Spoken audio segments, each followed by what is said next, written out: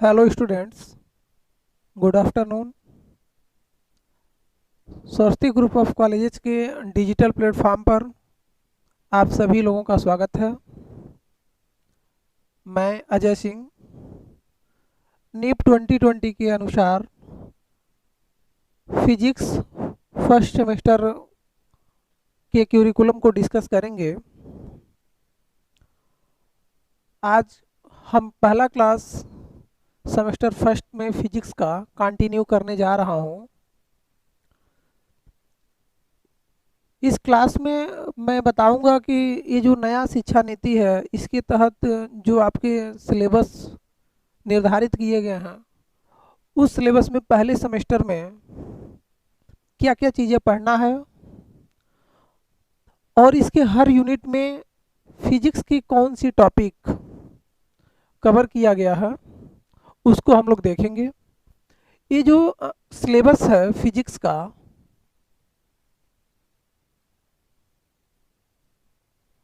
यह syllabus graduation आप जानते हैं कि थ्री थ्री इयर्स का कोर्स है, जिसको 6 सेमेस्टर में पूरा डिवाइड किया गया है। तो पहले सेमेस्टर की हम बात यहाँ कर रहे हैं। पहले सेमेस्टर को बेसिक बेसिक तौर पर दो पार्ट में बनाया गया है।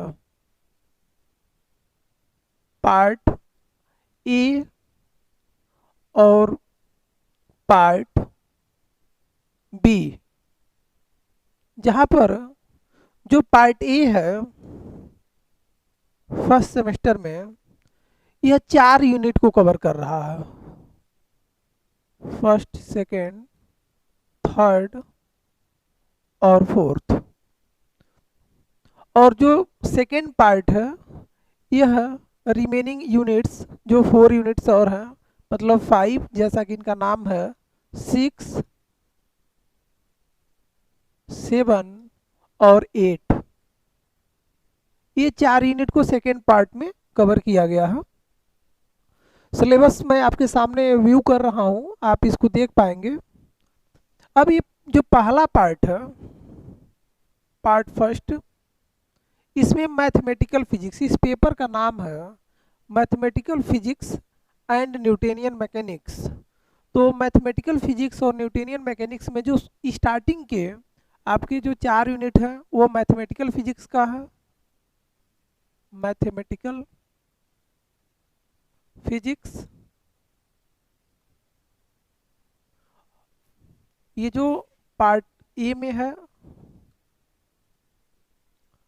और जो पार्ट बी में है 4 यूनिट, यह आपका न्यूटोनियन मैकेनिक्स से जुड़ा हुआ टॉपिक है।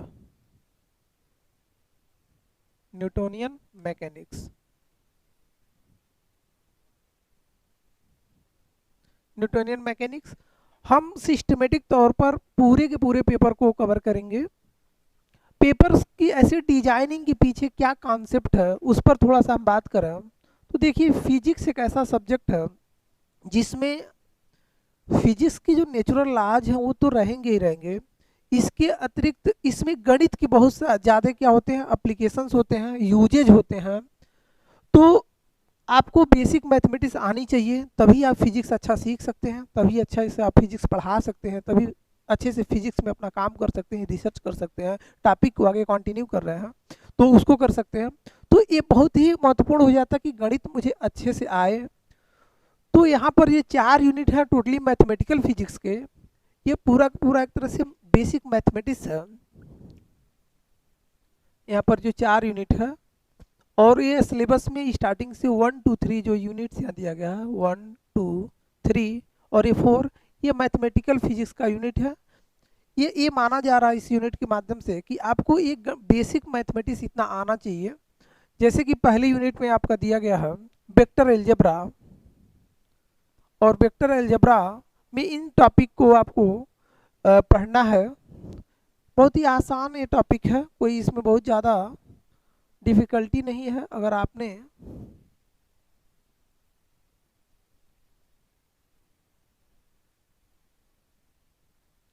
दिख पा रहा होगा आपको, देखिए यहाँ पर देखो कोऑर्डिनेट, आपको कोई भी चीज़ अगर मोशन चाहे रेस्ट या अन्य किसी भी चीज़ की स्टडी करना है तो कोऑर्डिनेट्स को समझना होगा। तो पहला ही टॉपिक आपका कोऑर्डिनेट रोटेशन से है, रिफ्लेक्शन से है, फिर इन्वर्जन है, बेसिक डिफिनीशन यहाँ पर दिया हुआ है, फिर अलग अलग तरह के फिजिकल क्वांटिटीज आते हैं, स्केलर, वेक्टर, कुछ स्यूडो टर्म्स भी आते हैं, pseudo scalar and pseudo vectors, उनका जिक्र आपके पहले यूनिट में किया गया है। फिर इन्हीं के कंपोनेंट्स मतलब 2D में और 3D में क्या होंगे, तो 2D और 3D इन दोनों डायमेंशंस में इसको समझना है। और फिर इन वेक्टर, स्केलर्स और अन्य जो सूडो क्वांटिटी हैं उनकी एडिशन, सब्ट्रैक्शंस आदि नियमों को समझ करके और फिर इस यूनिट को हमें फिनिश करना है। तो जब हम इस यूनिट को कंटिन्यू करेंगे तो इन चीज़ों को डिस्कस करते हुए आगे हम बढ़ेंगे। दूसरे यूनिट में क्योंकि पूरी फिजिक्स में सबसे इम्पॉर्टेंट रोल प्ले करता है डिफरेंशिएशन और इंटीग्रेशन, तो एब्सोल्युटली आपको फिजिक्स समझने के लिए डिफरेंशिएशन आना ही चाहिए। Differentiation and integration. तो सेकेंड यूनिट आपका वेक्टर कैलकुलस है, और वेक्टर कैलकुलस में देखिए आपको बेसिक डिफरेंशिएशन, इंटीग्रेशन, फिर ग्रेडियंट क्या होता है, डाइवर्जेंस क्या होता है, कर्ल क्या होता है, फिर आपका line integral, surface integral, volume integral और इनके कॉन्सेप्ट। तो फिर इसी पर बेस्ड कुछ इंपॉर्टेंट थ्योरम्स हैं जैसे gradient theorem, Gauss theorem, stoke theorems और stoke curl theorem, Green's theorem, Helmholtz theorem, इनका डिस्कशन करना है। फिर आप जानते हैं कि अलग अलग किसी भी पॉइंट को, किसी मोशन को स्पेस में रिप्रेजेंट करने के लिए कई सारे कोऑर्डिनेट सिस्टम्स होते हैं। तो तीसरे यूनिट में आपके डिफरेंट कोऑर्डिनेट सिस्टम की बात की गई है। यहाँ पर आपको दिया गया है कोऑर्डिनेट सिस्टम्स, जहाँ पर आप पहले से जानते हैं कि कार्टेशियन कोऑर्डिनेट सिस्टम्स, फिर spherical coordinate system, cylindrical, spherical, polar और इनके आपस में रिलेशंस, इन सब चीज़ों का जिक्र किया गया है। उसमें आपका वॉल्यूम क्या होगा, लेंथ क्या होगा, स्यूडो एक्सेलरेशन, अन्य डिफरेंट आइडियाज़ को अलग अलग कोऑर्डिनेट सिस्टम में डिस्क्राइब किया गया है। तो इस यूनिट में हम लोग इस टॉपिक को कवर करते हैं। उसके बाद हम अगर बात करें, जो अगला एक मैथमेटिकल फिजिक्स का यूनिट है वह थोड़ा सा महत्वपूर्ण है और वह नया यूनिट है जिसको शायद आप न जानते हो। यह टेंसर है। टेंसर आपका हायर फिजिक्स और मैथमेटिक्स में पढ़ाया जाता है। ये जो चौथा यूनिट है टेंसर है। टेंसर बेसिकली, टेंसर के बारे में मैं इतना बताऊं कि टेंसर ऐसे क्वांटिटी होते हैं, न तो जो स्केलर है ना वेक्टर है, बल्कि दोनों के प्रॉपर्टी को रखते हो। दोनों के क्या रखते हो, प्रॉपर्टी को रखते हो, वो टेंसर होते हैं। और फिर इनफ स्पेस तक इसको जनरलाइज किया गया है। आप 3 डायमेंशनल कोऑर्डिनेट जानते हैं, 4 डायमेंशन तक जानते हैं। एन डायमेंशन की बात करें तो वहाँ पर आपको सिंबॉलिक नोटेशन, अन्य चीज़ों को समझने के लिए डिफिकल्टी होगा। तो टेंसर ऐसे चीज़ों को ईजिली एक्सप्लेन करने के लिए यूज किया जाता है। Tensor is such quantity which is cover like as not only scalar, not only vector, बस बोथ प्रॉपर्टी को क्या करता है, इंक्लूड करता है।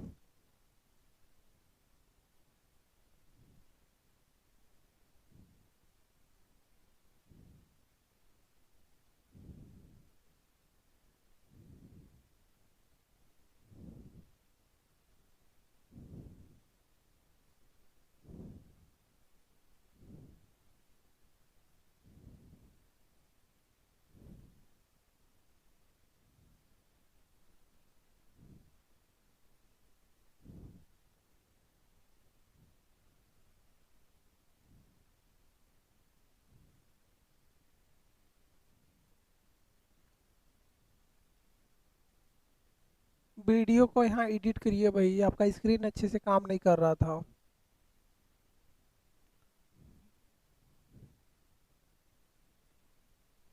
हाँ, फिर हम रिकंटिन्यू कर रहे हैं। तो टेंसर ऐसी क्वांटिटी है जो वेक्टर और आपका स्केलर दोनों प्रॉपर्टी को इंक्लूड करता है। तो यहाँ पर टेंसर आपको देखना है। ये थोड़ा सा नया यूनिट है, तो इसके टर्म्स आपको बताए जाएंगे, कोवेरिएंट, कंट्रावेरिएंट, फिर मिक्स टेंसर क्या होता है, फिर आपके यहाँ पर क्रोनेकर डेल्टा फंक्शन क्या है, इन सारी चीज़ों का जिक्र इस यूनिट में किया जाएगा। उसके बाद ये जो चीज़ें आ रही हैं पार्ट बी, ये पार्ट बी काफ़ी इम्पोर्टेंट सेगमेंट है पार्ट बी, और ये हर किसी को पहले से भी आता है, क्योंकि मोशन को अगर समझना है, क्लासिकल मैकेनिक्स को समझना है, तो यह सबसे महत्वपूर्ण है कि आप न्यूटनियंस मैकेनिक्स जाना, न्यूटन्स के लॉ एक फाउंडेशन लॉ होते हैं पूरे मैकेनिक्स के लिए। तो न्यूटन्स लॉ और इसके आधार पर जो फिजिक्स है उसका डिस्कशन पहले, दूसरे और तीसरे यूनिट्स में किया गया है। मतलब यहाँ पर सेकेंड पार्ट की जो 5th यूनिट है, 6th है और जो 7th है, इस यूनिट में किया गया है। फिर सबसे लास्ट जो यूनिट है वह यूनिट वेव मोशन से रिलेटेड है।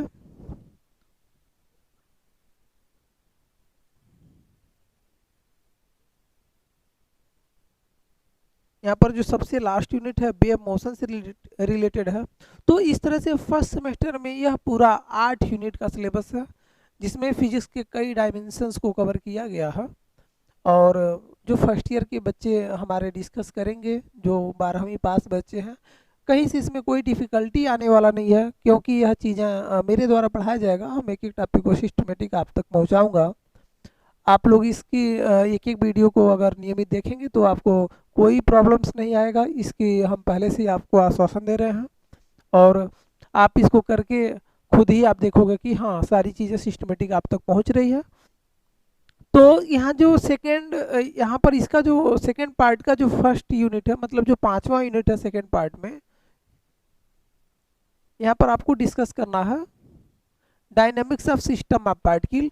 मतलब आप सिस्टम ऑफ पार्टिकल की बात करते हैं तो सिस्टम ऑफ पार्टिकल में नंबर ऑफ पार्टिकल्स होते हैं, सिंगल पार्टिकल के अतिरिक्त जो फिजिक्स यहाँ पर है dynamics of system of particle, उसकी बात किया गया है। तो dynamics of system of particle आपको डिस्कस करना है। फिर आप यहाँ पर देखेंगे कि Newton's law, basic Newton's law, फिर उसका क्या स्टेटमेंट है, क्रिटिकल एक्सियम्स क्या है, फिर आप देखोगे कि उसके लिमिटेशंस क्या हो सकते हैं न्यूटन्स लॉ के। फिर फ्रेम ऑफ रेफरेंस यहाँ आपको देखना है, फ्रेम ऑफ रेफरेंसेस देखना है। फ्रेम ऑफ रेफरेंस में inertial frame of reference, non inertial frame,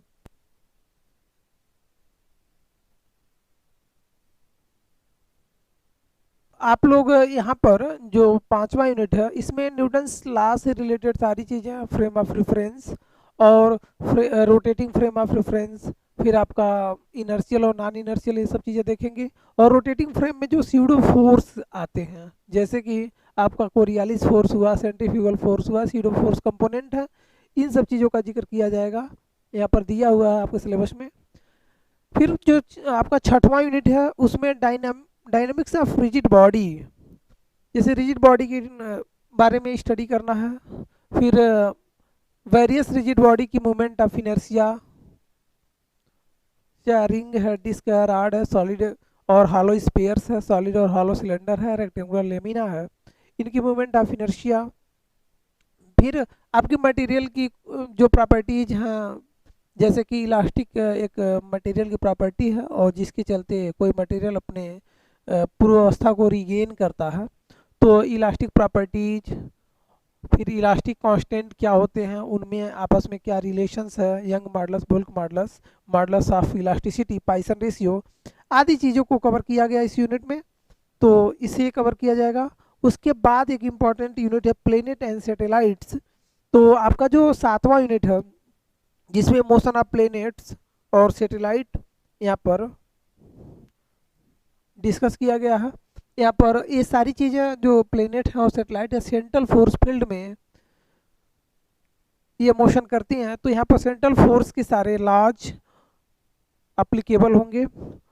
reduction of two body problem into single body problems, reduce mass, फिर केपलर्स के फर्स्ट सेकेंड थर्ड लॉ, आपके जियो स्टेशनरी और जियो सिंक्रोनस सेटेलाइट के बारे में बताया गया है। वेरियस टाइप के सेटेलाइट और उनकी टेक्नोलॉजी क्या है इसका जिक्र किया गया है। जीपीएस जो आप यूज करते हैं, जीपीएस की बेसिक आइडिया आपको पढ़ना है।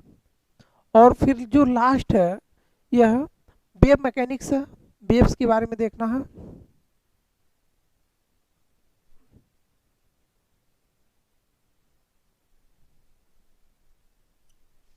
यहाँ पर तो वेव मैकेनिक्स में बहुत कुछ सुना है। सिंपली आपका जो सिंपल हार्मोनिक ऑसिलेशन पढ़ना है, फिर आपको डैम्प्ड हार्मोनिक ऑसिलेशन पढ़ना है, इनके लिए डिफरेंशियल इक्वेशंस, उनके सॉल्यूशंस क्या होते हैं, क्वालिटी फैक्टर क्या है, लिसा जिस फिगर से आपको दिया गया है सिंपल हार्मोनिक ऑसिलेशन में, इसको देखना है।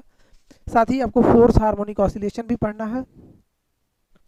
फिर प्लेन प्रोग्रेसिव वेव्स क्या है, फ्लूइड मीडिया और फिर वैक्यूम में क्या इसकी फिजिक्स होगी, stationary waves, group velocity, phase velocity, इन सब चीज़ों को डिस्कशन करके और ये आपका यूनिट क्या करना, फिनिश करना है। इस तरह से आपका जो सेमेस्टर फर्स्ट का जो सिलेबस है फिजिक्स, बेसिकली यह बहुत बड़ा सिलेबस नहीं है, आपके दो पार्ट में है। पार्ट ए जो आपका मैथमेटिकल फिजिक्स है और जो पार्ट बी है वो आपका न्यूटोनियन मैकेनिक्स है। तो हम लोग इसमें एक एक यूनिट को स्टार्ट करते हैं। मुझे लगता है कि वह चीज़ सबसे पहले पढ़ा जाना चाहिए जो आसान है, जो चीज़ें आपको समझ में आती है। तो हम पहले आप लोगों को न्यूटोनियन मैकेनिक्स जो अभी तक पढ़ के आए हैं, जितनी भी फिजिक्स सब न्यूटन्स मैकेनिक्स का जो भी सेगमेंट पढ़े हैं न्यूटन्स लॉ पर आधारित है, न्यूटोनियन मैकेनिक्स से ही जुड़ा है। तो ये चीज़ें आप आसानी से समझ पाओगे। तो हम लोग अगले क्लास में न्यूटोनियन मैकेनिक्स आपका जो पार्ट सेकेंड है इसको हम लोग चालू करेंगे और फिर इसमें हम एक एक यूनिट डिस्कस करेंगे। आज की क्लास हम यहीं डिसकंटिन्यू कर रहे हैं। क्लास ज्वाइन करने के लिए आप सभी लोग को धन्यवाद। आप लोग वीडियो को लगातार देखते रहिए और हमारे चैनल को भी आप लोग सब्सक्राइब करिए। Thank you.